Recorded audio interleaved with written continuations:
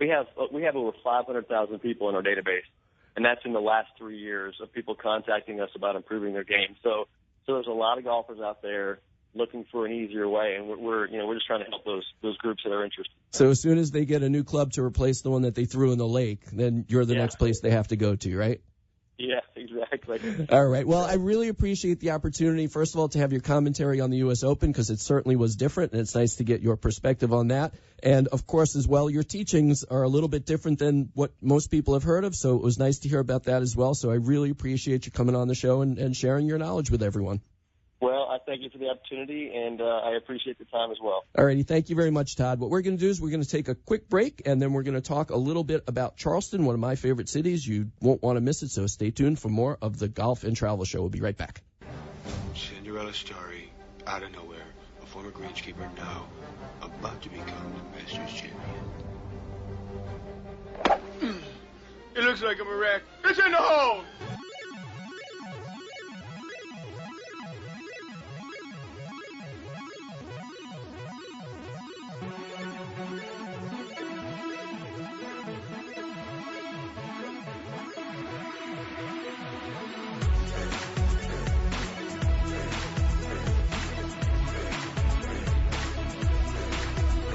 I ride fly, call me chocolate fun, then I got good to go 4 strokes under, get out the way. If you wanna go play, cause I give it my all every single day. Have a lot of cash cause I sink my putts. Stacks and stacks cause I'm making And we are back, and time for a quick message from my favorite instructor, and that would be Jess Frank from the Jess Frank Golf Academy, the home of the playing lesson.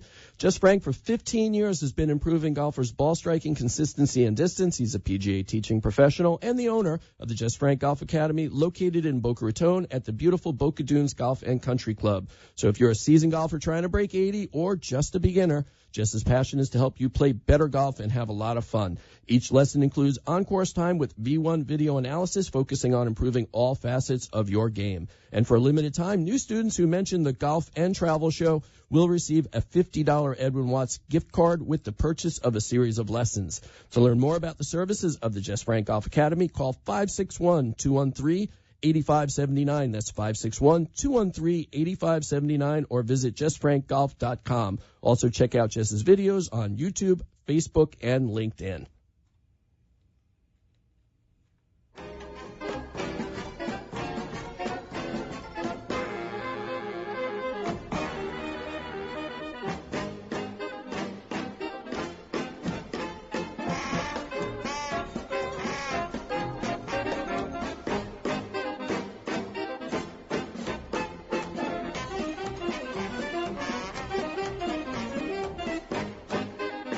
And we are back, and boy, do we play some different music around here sometimes, but I wanted to get everybody in the mood to talk about one of my favorite towns, and that would be none other than Charleston. And I got to tell you, I don't get to spend a lot of time there, but anytime I'm anywhere near there, I just pop in and eat some of the wonderful food that they have there. That's one of my favorite foodie kind of towns.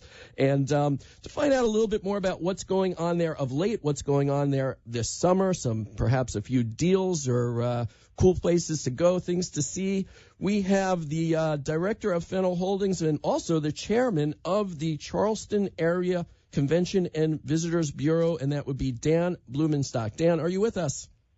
I am. Thank you for having me, Dan. Oh, it's a pleasure to have you on the show. As I said, I just love your city. It's just a breath of fresh air for me. It's old, it's new, it's fun. I just always see cool things when I'm there.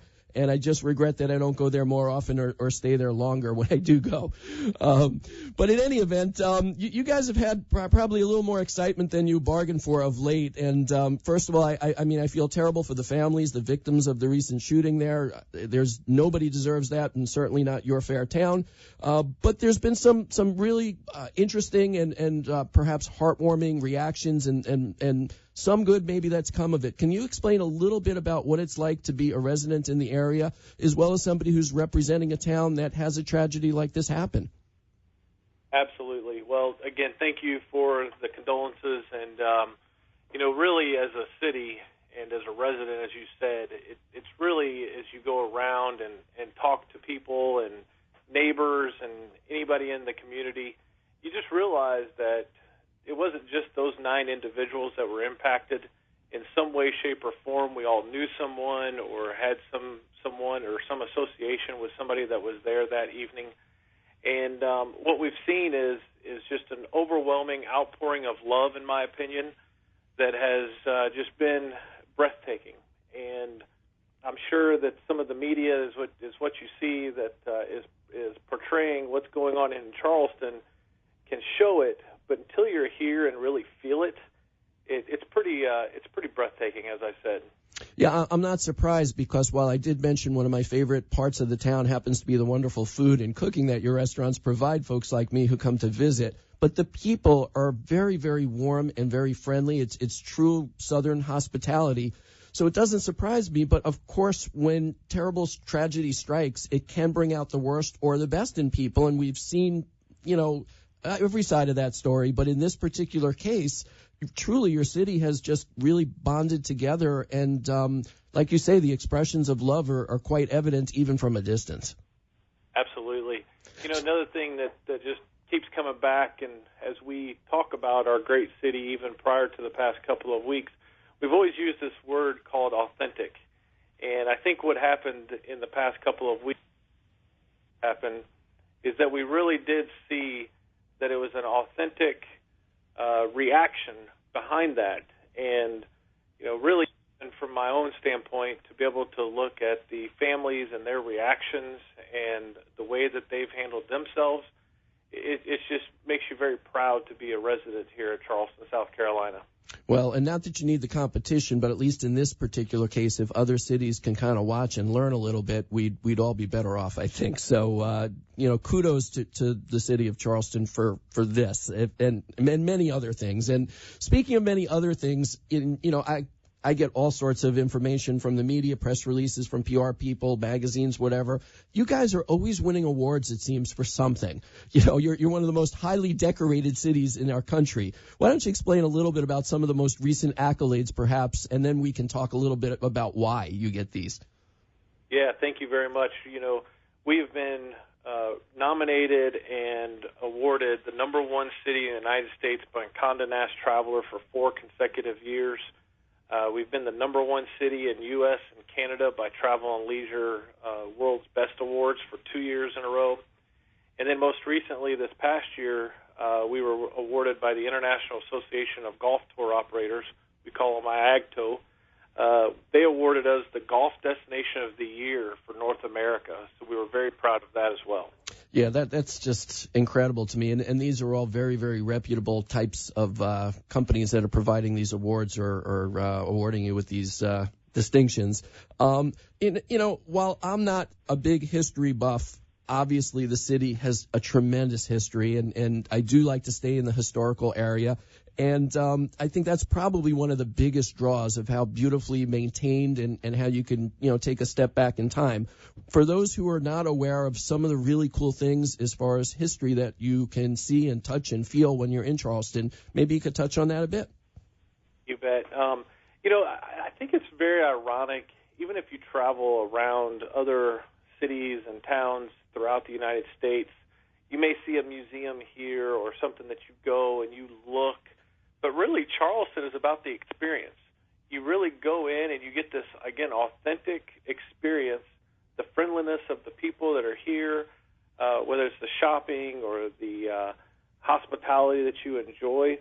But even if you're on a carriage tour, we still have the horse-drawn carriages that take you around the town. And even if you've been here before, a lot of people don't realize these are on what's called a lottery system. So you literally pull up there, and you never know which route you're going to go on. And with over 15 different routes throughout our city, your odds are you're not going to get the exact same experience each time.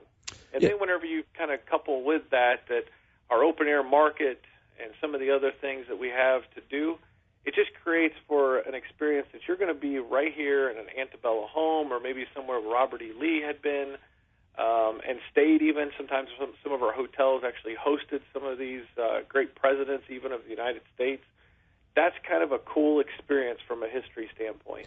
Yeah, it's not unusual when I've been in town to see people, whether they're working or whether they're attending a event, a dinner, a party, to be dressed in period costume and think nothing of it. I mean, I look at it, it's like, man, this is kind of weird, but to them, it's just another day, it seems like. That's right, yeah. Very, very, very interesting, to say the least. So I had mentioned that I just love to come by to eat. I guess a lot of the restaurants on East Bay I like to visit. One of my favorite one is Pearl, the oyster bar. I just love that place. Little oyster shooter for you. Yep, love it. But why don't you talk a little bit more about the restaurants in that area or other areas, or perhaps the style of food that you're most famous for in Charleston? Okay. You know, one of the things, and I'll give you a couple of my favorites along the way here, one of the things that Charleston has always been known for are shrimp and grits. Mm-hmm, sure, I knew you were going to say that. A lot of people don't even know what grits are. So and for breakfast as well, right? People eat that. Right. So, but shrimp and grits, and my favorite restaurant for those is at Hank's Seafood here in Charleston. The she crab soup is another very famous thing here in Charleston. My opinion is that 82 Queen probably has hands down the best she crab in town. And there's a lot of places just like that authentic, whether you're over on East Bay, as you said, and you've got slightly north of Broad or High Cotton. And then there's a new wave of restaurants and things on what we call Upper King Street. And it's kind of a real nightlife kind of atmosphere. Hall's Chop House comes to mind. That's one of my favorites over in that area for a great steak, and another place called the Macintosh. Now, I can't go without mentioning, because my wife said that I had to, that if you're going out and deciding to take your wife out or something, our favorite restaurant is Circa 1886 for a romantic-type dinner. So that would be something to look at there. Well, since you mentioned romantic, why don't we talk a little bit about that? The last time I stopped in, literally, I was driving a car that I was bringing to my mother in New York. So I was just driving from here to there. I decided to stay in the Charleston area just so that I could stay in the Charleston area out of every place I could have stopped for the night. And I parked my car near East Bay to go to some of the places that I like to go to. And in walking to the restaurant about 5 blocks, I passed 3 different weddings that were going on at 3 different historic buildings or locations right there in town. And, you know, the brides and the wedding parties, they're all outside on the steps and they're taking pictures. And I've never seen anything like this on just some random weeknight. What's going on with all these weddings? Yeah, you know, we have actually been dubbed as the #1 wedding destination city in the United States. And I really think it has to do with the charm of Charleston. I mean, what other place can you go into an antebellum home and truly be able to experience, like you said, just, again, really a historic setting that's not forced, it's not fake, it's very authentic in its own right. Or even some of our plantations. Lowndes Grove is one that comes to mind that has just beautiful oak trees that are moss-covered, and it creates what a great backdrop for any bride and groom. And then again, I go back to the carriage tours. Name another place in the country that has the offerings of us, and the bride and groom can get into the 2-person carriage and be ridden off into the sunset. So, and I have to believe, and again, I mean, I cheat because I've read a little bit about this, but those folks who haven't gotten married yet, it could be the kind of a town where a little trip there could kind of lead to that, right? It could be. You know, another thing that I guess I should mention as well, and I've heard this personally from some of the hotels that I manage, is that bride and grooms tell me that when they have a destination wedding like Charleston, they get more attendance from their wedding parties and from their guest lists and things as well. So I think because of our destination being lucrative from that side of it as well, people make a little vacation out of it and really have fun while they're in the Charleston area, enjoying this wedding, but also being able to dub it into 2 things at once. Now, you mentioned a little bit about the golf, and since this is the Golf and Travel Show, I'd be remiss if I didn't ask you a little bit about it. So when people come and they want to play some golf, where are the best places in the area to play? Well, of course, first and foremost, I must mention Kiawah Island and the Ocean Course. We're very excited to, again, in 2021, be able to host the PGA Championship just like we had it in 2012. And so that's still personally for me. And there's actually, there is the Ocean course on there, which is a very tough course, by the way, I might add. I'm sure it is. Kiowa has several courses around there, and any one of their courses are just in pristine condition. And so for a golfer like myself, I might choose to do something like Turtle Point or Osprey because it's a little easier on me. But even just down the road from there, Seabrook Island has some very exclusive, very open to the public, but it's an experience that many people would really relish because it's, again, on an island. My favorite personal golf course is kind of tucked away in a little town called Hollywood, right outside of Charleston, and it's called Stono Ferry. And it is one of the best views, in my opinion, of the Intercoastal Waterway. You have a one par 3 that becomes nice and difficult for you. You can stand there a lot of times and have boaters and things like that are coming by you. Just a great experience. Do have to tell you, be careful from the alligators. Well, here in Florida, we're familiar with that, so at least anybody listening down here would know to stay away. The golf ball is not worth retrieving at the loss of a limb, right? So now obviously we're heading into the summer months, and I'm sure that you've got packages, whether they be historic packages or amorous packages or golf and beach packages. Is the summertime a peak season? Are there some good deals to be had if somebody wants to come out to your area and do any of these things we just spoke about? The summertime actually is a great season to be able to come out because the packages, we have more packages in the summertime than any other time of the year. The spring and fall actually are our peak, quote-unquote, seasons, but the middle there, which is the summer, really lends itself really well to being able to come out. August, I would even interject, with school coming back in session for families, a lot of times you're able to get an even better deal during that time period. Best way, in my opinion, to look it up would be on our website of explorecharleston.com. You'll see hotels that have, again, piggybacked, such as our Ansonboro Inn or another property in town called the Fulton Lane Inn. They're right there in the historic district, small boutique-type inns, so you get that real southern charm experience. But you can go out to, whether it's Mount Pleasant or go, like I said, to Stono Ferry or Kiowa and be able to enjoy any of the golf courses. And there's, of course, like you said, other packages there, whether it's for families, even if it's having to do, you want to do some type of water excursion to be able to go out to Shem Creek or any of the above and enjoy the beach even.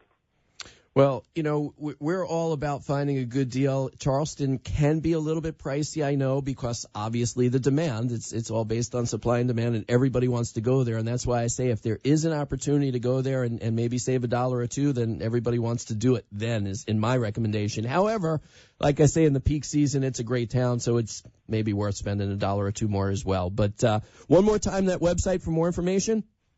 Is www.explorecharleston.com. Well, like I said, one of my favorite places, and I wanted to make sure that all the listeners heard about it from somebody who really knows. So thank you so much, Dan, for sharing your knowledge with everyone. Thank you for having me on. I appreciate it. All right, it was a pleasure. You take care. What we're going to do is take another quick break, and we'll be back with a couple of Dan's deals, a little bit of travel news, and you won't want to miss it. So stay tuned for more of the Golf and Travel Show.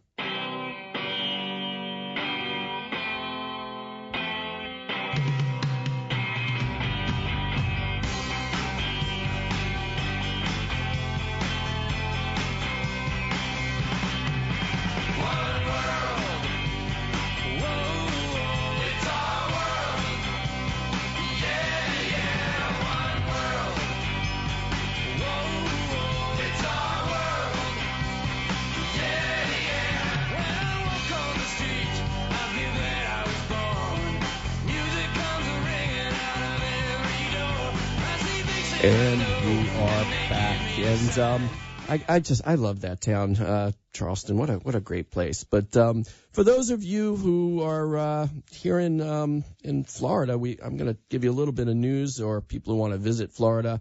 I saw that the W in Fort Lauderdale is undergoing a major facelift. That's a great chain, and when they first came out, they were just hot and cool and edgy, and some of their properties got a little bit old, and it's nice to see that they're investing some money and they're updating and upgrading to keep W where it needs to be here in Fort Lauderdale, so you may want to check that out. Also, here's an interesting story that was taking place in Florida as well recently. An announcement that a new cruise line is going to be servicing Miami in the not-too-distant future. Actually, it's going to take a few years. But their first ship, a 2,800-passenger mid-sized ship, by Virgin Cruise Line. So Richard Branson arrived here on his helicopter and put on quite a show in Miami to kind of kick off this announcement and let everybody know that Virgin is not going to only be a record store or only be an airline any longer. So you'll be able to cruise the Virgin way. So I thought that was pretty cool. I also I got a bunch of other news about what's going on in the Miami hotel market, but I got a couple of deals that I wanted to share, and I don't want to run out of time. So actually, my son just came home, I guess yesterday from Israel. He was visiting Israel for 10 days and absolutely loved it. But Israel can be an expensive place to visit. It's certainly not around the corner. But I did notice a deal where I find a lot of my deals on TravelZoo.com for a package, for a week-long package to Israel, 3 different cities, including air. You're going to visit places like Jerusalem, Tel Aviv, Beit Shean, Baha'i Shrine, Caesarea over by the ocean, the Sea of Galilee, sites like Nazareth. Basically you're going to see it all, and departures run from November into next year. And prices start at about $1,700, which when you include airfare and hotel and all these tours, that's a pretty good deal. So TravelZoo.com, $1,700 for a week in Israel. You'll come back probably a different person. If you want to stay a little bit closer to home, if you live here in Florida, but maybe you're on the East Coast, like where I am here in Boca, or you want to head over to the West Coast and see what it's like on the other side, or if you're listening up north or in some other location, really nice resort in a cool place, Captiva Island. And they've got a very, very nice resort there on Captiva Island. And it's the South Seas Island Resort, and they've got a deal going on right now. Weeknights, it's only $129, $149 on weekends, but that includes a $25 resort credit per day, up to $100 per stay. So you're getting, a nice room in a wonderful location, a beautiful resort for next to nothing. So also found on TravelZoo. You got to hurry up with all these deals because they do only last for a short period of time. And for those of you, we were talking about Amore or More or whatever you would like to call it in Charleston. I'd say Amore in Paris. There's a city that could kindle a little bit of romance, and also a place that can be expensive to visit. Of course, these days, the dollar is a little bit strong, so it's going a little bit further. And Paris, also has had a little bit of issues, been in the news for not all the right things. So I think their tourism is hurting a little bit, but I do believe it's a great city to visit, a safe city to visit. Great to visit the Louvre and ride the metro, and the food. I love the French food. It's a great place to visit. And here's a deal at Le Méridien Étoile, and Méridien is another chain that I have stayed at on many occasions, affiliated with the Marriott Group, so you can probably get your points there as well. And 4 nights at Le Méridien in Paris, including airfare from the U.S., including daily breakfast, including taxes and fees, $999 in November, December, a tiny bit more for some other months as well. And, of course, depending upon where you want to depart from, it might add a little bit more. I'm guessing that this is probably from the New York area. Yes, JFK. So, again, on TravelZoo is where you would find this. In Paris, it's been a long time since I've been there, but I truly love that city. And, of course, these days you go to a place like Paris, they do have a lot of discount carriers in Europe, so you can use it for a base of operation and get to see some of the other places in Europe that you would like to go visit. Now, I had mentioned some stuff that's going on in the Miami area, and the hotel situation in Florida, occupancy rates have been extremely high for the past year or two. Hotels are doing really well, and what that has caused is a bunch of new construction. And not only for just your run-of-the-mill kind of, Days Inn or something, but really upscale, cool, Miami vibe kind of places. And I was kind of surprised. I read about this in CNN on their website, so you can find it there if you want to read more of the details. But some of these hotels that are coming on board are some very interesting brands. There's a place called Nautilus, a 60 hotel, which is going to be on Collins Avenue. Very, very cool place from the Thompson Hotel Group co-founder, Jason Pomerank. Hopefully I'm saying it right. Brand new rooms are starting at about $275 a night right on Collins Avenue. Also, the Aloft has a brand new property in Miami. Aloft is a very cool brand. Typically, you see them downtown. I've seen them by the airport. But this is their first ever resort style property. So they're kind of trying something new. It's a South Beach on Collins around 23rd. Rooms are going to start at about $229 a night. They're going to have a live music series that will be going on there. Award-winning chef Steven Starr is going to be cooking for you. And Aloft has a cool vibe. It's been a successful recent launch, and I do like it. So you might want to check that out. Also, another Marriott brand is opening the AC Hotel in Miami Beach, a little bit less expensive, starting at about $169 a night. Also on Collins, a little bit further up from South Beach, around 29th Street. The One Hotel is going to be opening as well down Collins around 23rd Street, and it also has a very, very interesting vibe, very large rooms, 700-square-foot rooms. It's an old beachfront property that's been totally renovated and going to be very, very cool as well. Down on Miami Beach, a place called Addition. And also beachfront property, 29th and Collins, a little bit pricier. This is coming from Ian Schrager. I remember him from back in the days of Studio 54 and moved into the hotel business from there. Very, very cool, known for his interesting vibes. A bowling alley, an indoor ice skating rink, outdoor movie screen, all hours nightclub. I'm not surprised about that from a guy like Ian Schrager. Nobu is opening in the Eden Rock. Old hotel, famous hotel. I visited the Nobu in Caesar's Palace. This is a theme where they're kind of putting a hotel inside a hotel. And going to be, of course, very upscale, $450 a night. So I'm glad to hear that Miami is doing so well, that they're opening up these kinds of upscale properties. And it's a good sign for the economy. It's a good sign for the travel business. And anybody who's listening to me, maybe in the Palm Beach area, it's a great place to go for the weekend. And if you're listening from far away, go hit South Beach. You will not regret it. What I want to do is tell everybody have a happy 4th. We're going to be playing a previously recorded show next week so that everybody can celebrate. It's July 3rd next Friday, but that is the official federal holiday. So then we're going to retool and come back with some great guests the next week, so you will want to stay tuned. Check us out on Facebook, facebook.com/The Golf and Travel Show. We always post what's going on. And have a happy and have a safe 4th. You have been listening to the Golf and Travel Show, hosted by Dan Shue, heard live every Friday, 7 to 8 p.m. on 1470 WWNN, and replayed every Sunday from 6 to 7 p.m. on 740 a.m. WSBR. Visit the show on Facebook and tune in next week. If you are in South Florida or traveling the world, hit 'em straight. The opinions expressed on the following sponsored program are strictly those of the host, guests, and callers, and not necessarily those of this station, its staff, management, or sponsors. Me and my old lady ain't been getting along. Things don't get better, I'll soon be long gone. This situation is driving me insane. Somebody touch my coat and hat and hand my walking cane. Gotta put on my traveling shoes. One day, I'll teach chemistry to kids. I'm going to be an architect. My dream is to be a chef. This is a world of possibilities. A world in which people who put their minds to something can really make a difference. My goal is to help the environment.